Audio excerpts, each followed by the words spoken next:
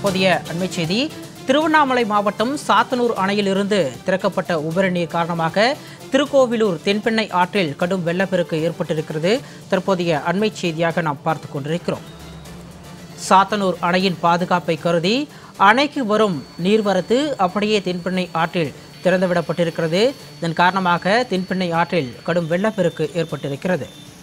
கூடுதல் விவரங்களோடு கள்ளக்குறிச்சியிலிருந்து எமது செய்தியாளர் இளையராஜா இணைப்பில் இருக்கிறார். வணக்கம் இளையராஜா. தற்பொழுது சாத்தனூர் அணையிலிருந்து உபரிநீர் வெளியேற்றப்படுவதன் காரணமாக தென்பெண்ணை ஆற்றில் வெள்ளப்பெருக்கு ஏற்பட்டிருக்கிறது.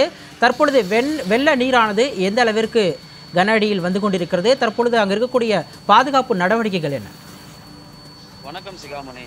தமிழகத்தில் வடகிழக்கு பருவமழை தீவிரமடைந்து வரும் நிலையில் திருவண்ணாமலை, கிருஷ்ணகிரி, ஓசூர் உள்ளிட்ட மாவட்டங்களில் பெய்த தொடர் கனமழையின் காரணமாக திருவண்ணாமலை மாவட்டம் சாத்தனூர் அணைக்கு வரும் தண்ணீரை அணையின் பாதுகாப்பை கருத்தில் கொண்டு அப்படியே அணையிலிருந்து தென்பெண்ணை ஆற்றில் திறந்துவிடப்பட்டு வருகிறது.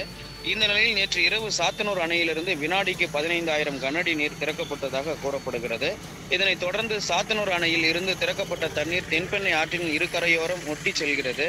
மேலும் தென்பெண்ணை ஆற்றில் வெள்ளப்பெருக்கு ஏற்பட்டுள்ளதால் கள்ளக்குறிச்சி மாவட்டம் திருக்கோவிலூர் மற்றும் விழுப்புரம் மாவட்டம் கண்டாச்சிபுரம் ஆகிய வருவாய் வட்டத்தில் தென்பெண்ணை ஆற்றம் கரையோரம் வசிக்கும் பொதுமக்களுக்கு வருவாய்த்துறை, நகராட்சி நிர்வாகம், காவல்துறை, ஊரக வளர்ச்சித்துறை சார்பில் வெள்ள அபாய எச்சரிக்கையும் விடப்பட்டுள்ளது.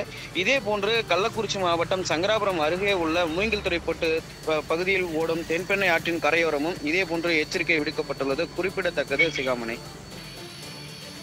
விவரங்களுக்கு நன்றி இளையராஜா.